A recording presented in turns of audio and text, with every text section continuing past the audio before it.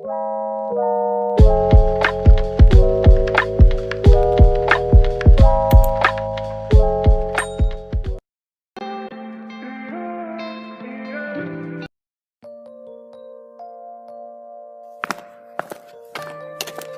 sepanjang jalan koridor ini, semua tatapan tertuju padaku.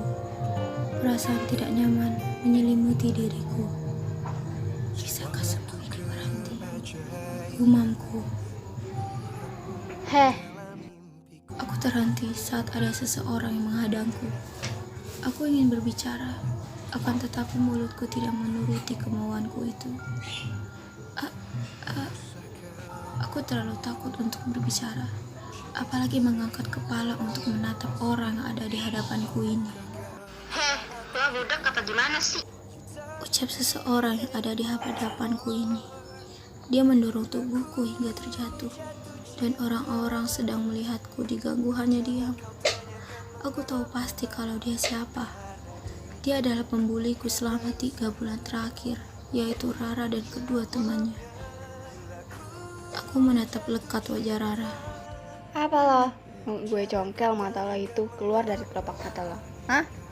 Ancam Rara angkuh kepada diriku. Dari kejauhan, terlihat seorang guru pengawas sedang berjalan ke tempatku berada. Kali ini lo lolos. Cih. Rara dan teman-temannya pergi meninggalkan aku yang masih terduduk di lantai. Aku membangunkan diriku dari keadaan duduk itu. Aku lekas berjalan ke arah kelasku berada. Aku sampai di dalam kelas dan duduk di bangkuku. Aku hanya bisa diam dan tertunduk di tengah-tengah keramaian kelasku. Seharusnya aku sudah sangat terbiasa dengan keadaan ini. Gumamku. Aku sekali-kali melirik ke arah orang-orang yang sedang berkumpul dengan teman-temannya, dan aku tersenyum miris. Memang, seharusnya aku sadar bahwa dari awal kebahagiaan bukan bagian dari hidupku. Kenyataannya, aku sedang menutupi diriku sendiri. Tiba-tiba dari arah pintu, ada seseorang yang masuk dengan penuh penekanannya. Siapa lagi kalau bukan Rara dan teman-temannya? Dalam hatiku sudah memikirkan bahwa target mereka adalah aku. Dan benar saja, mereka benar-benar datang ke arah mejaku. Ada seseorang yang duduk di kursi depanku, yang bukan lain adalah Rara. Apa?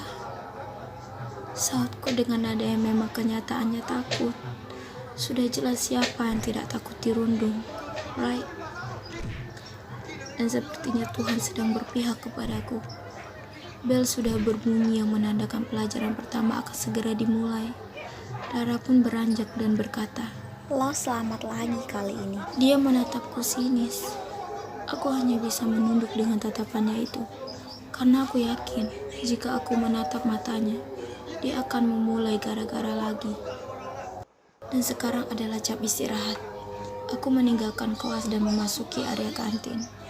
Dan pastinya aku sendiri. Aku berjalan seperti orang-orang lainnya yang pergi ke arah penjaga kantin yang menyediakan makanan. Aku pun mengambil bagian makan siangku. Aku pergi duduk di paling ujung, yang sudah pasti tidak banyak orang di sana. Aku duduk dan memakan makananku dengan tenang. Awalnya memang cukup tenang bagiku untuk menyantap makanan, tapi selang beberapa waktu, penggangguku pun datang, dan tempatnya mereka duduk di satu meja denganku. Yo, lu suka banget duduk di sini. Aku nih, gabunglah kali-kali sama kita ya kan, haha.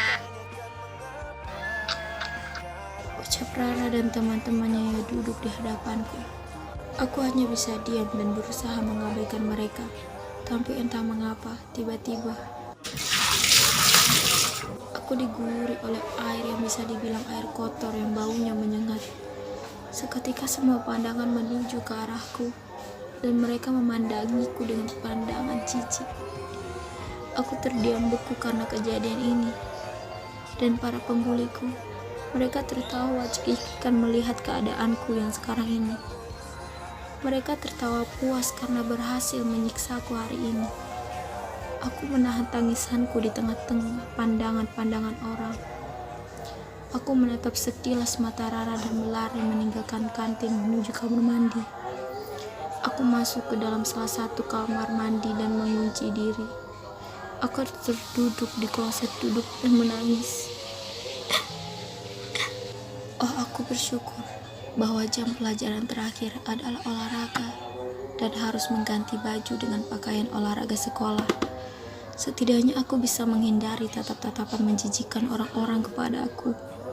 Dan syukurnya di sekolah ini, murid bisa mandi sekilas. Aku pun mandi untuk menghilangkan bau karena air yang tadi disiram ke tubuhku. Selesai mandi dan mengganti baju, aku pergi menuju lapangan basket. Karena tema olahraga hari ini adalah basket. Para murid sedang berkumpul di lapangan dan aku yang terakhir. Oke, orang terakhir sudah datang. Mari mulai pemanasan kalian. Guru pun memulai pelajarannya. Seperti biasa, para murid-murid di kelasku sudah memiliki regu mereka masing-masing, dan aku hanya sendiri di pojok lapangan melihat interaksi orang-orang. Aku ingin sekali bergabung, tapi apakah mereka akan menerima keberadaanku? Aku menggelengkan kepalaku ribut karena menyadarkan diri sendiri. Dan pelajaran olahraga berakhir. Para murid kembali ke loker-loker mereka untuk mengambil tas atau apapun yang mau mereka ambil. Aku pergi menuju lokerku dan mengambil baju yang basah tadi dan sekali mengambil tas. Aku berjalan keluar dari dalam gedung sekolah. Angin memang selalu membuatku tenang. Aku menatap ke langit, lalu berjalan pergi. Sesampainya di rumah, aku langsung pergi menuju kamarku. Aku langsung merebahkan diriku ke atas kasur. Lelah. Aku sangat-sangat lelah. Aku menutupi mataku dengan lenganku. Satu tetesan liquid bening lolos dari mataku. Awalnya rumah ini tenang, tapi selang beberapa waktu, keributan terjadi dari luar kamar, yaitu ruang tamu. Dan ini terjadi lagi. Aku tertawa miris dengan semua yang terjadi di dalam kehidupanku. Bisa terdengar di telingaku bahwa keadaan di luar pasti sangat-sangat berantakan karena keributan kedua orang tuaku. Semua kata-kata caci maki yang terdengar di telingaku. Aku berusaha untuk tidak mendengar semua perkataan itu dengan menutupi kepalaku dengan bantal. Beberapa saat setelahnya, akhirnya keadaan tenang. Dengan semua keributan itu, aku tertidur pulas. 30 menit kemudian, aku terbangun. Aku tetap dalam keadaan rebahan dengan mata pelangit di kamar. Aku mau istirahat. Kesusah itu untuk istirahat. Aku beranjak dari tempat tidurku dan memakai beberapa setelan hangat, lalu berjalan keluar. Aku pergi meninggalkan rumah dengan berjalan kaki. Aku berjalan sendiri menyusuri jalan dengan keramaian malam. Aku melihat orang-orang yang sangat banyak, tapi tidak ada satupun yang bisa menjadi kehangatan untukku. Aku berjalan menuju jembatan penyeberangan mobil, dan sekarang aku sedang berdiri di atas jembatan. Pemandangan yang sangat indah. Aku menghela nafas berat dan duduk di tepi jembatan. Aku melihat ke bawah, yaitu danau yang ada di bawah jembatan. Aku tersenyum saat melihat ke bawah. Kemudian aku berdiri dan memejamkan mata. Aku ingin istirahat. Aku ingin menjatuhkan diriku. Tiba-tiba ada tangan yang menarik tanganku, lalu menarikku ke belakang. Dan aku terjatuh ke belakang bersama seseorang yang menarikku. Orang yang menarikku itu berdiri, lalu mengulurkan tangan. Aku menerima uluran tangannya, dan dia membantuku berdiri. Belum sempat aku berbicara, tiba-tiba dia memelukku erat. Menangislah jika kau ingin menangis. Dan cerita ini berakhir dengan tangisanku di dalam pelukan seseorang itu. Terima kasih sudah membaca. Thanks for reading. 谢谢，哥。 Yunde 그래대 알겠어. 읽어주셔서 감사합니다.